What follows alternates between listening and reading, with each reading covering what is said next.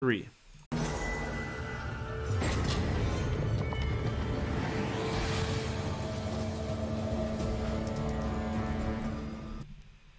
All right, so we have got Cal Shadowstep versus Stormguard. I believe both of these players are 1-1 going into round 3 here. I'll update the names here in a second.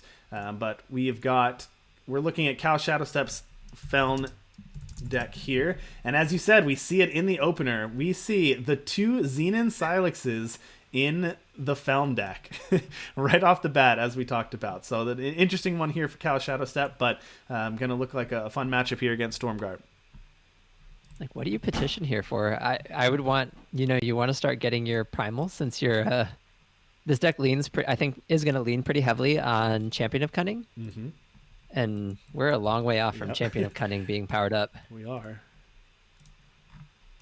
That's tough. I feel like there's a lot of influence requirements in these decks, so playing off-color, off-faction Silex is a little tough. But they are very powerful. Yeah. I'm looking for a blue symbol, but I'm not seeing a primal symbol in there, so we got to do it the hard way.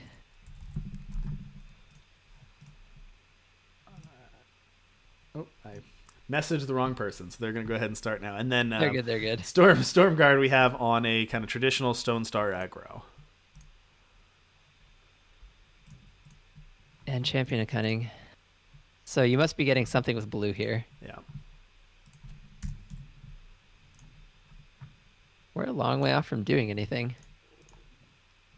Stone Scar has slowed down a lot in its race to keep up with these decks that play like Hailstorm and other things. So unfortunate for Stormguard that their opening doesn't let them kind of punish this greedy power base.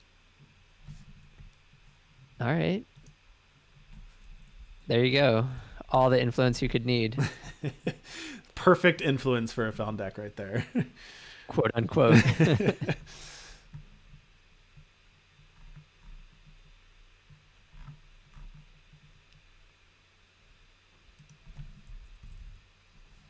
So what do you play here? Do you play Rinja or Vara?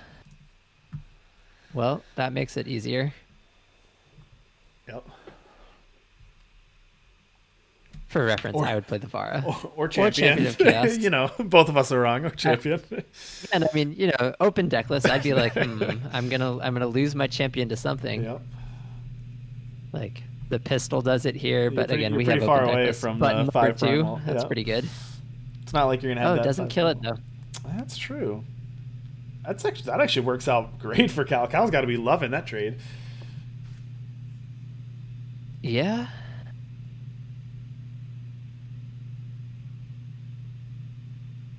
I'm trying to think of. I'm looking back at Stormguard's removal. I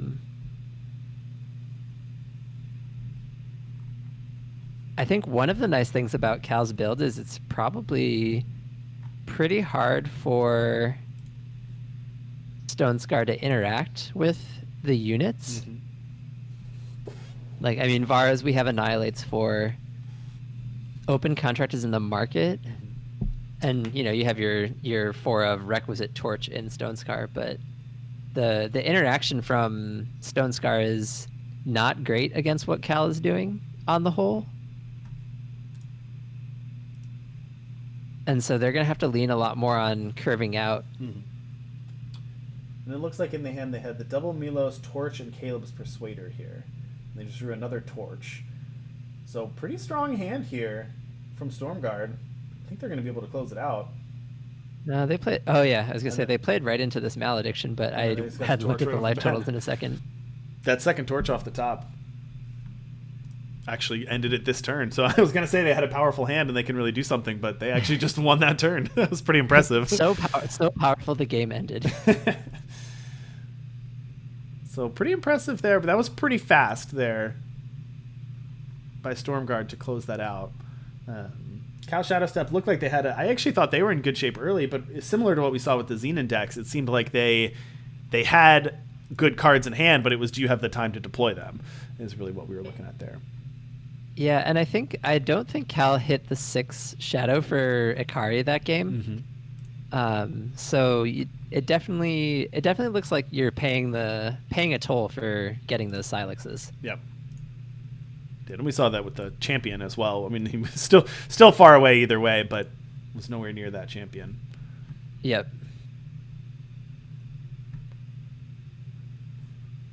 All right.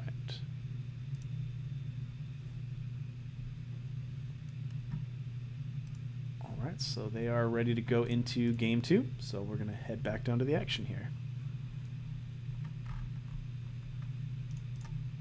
And again, that scary looking Ikari in your hand. I don't even think there's shadow symbol to get you closer. Nope. Yeah.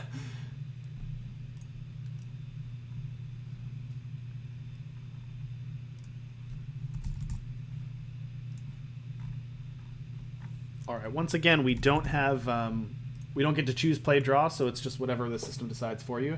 And there's a shakedown to start things off for Stormguard. You just rip this petition, right? Yeah. Ooh, took the blade past Smuggler. Okay, that's fine.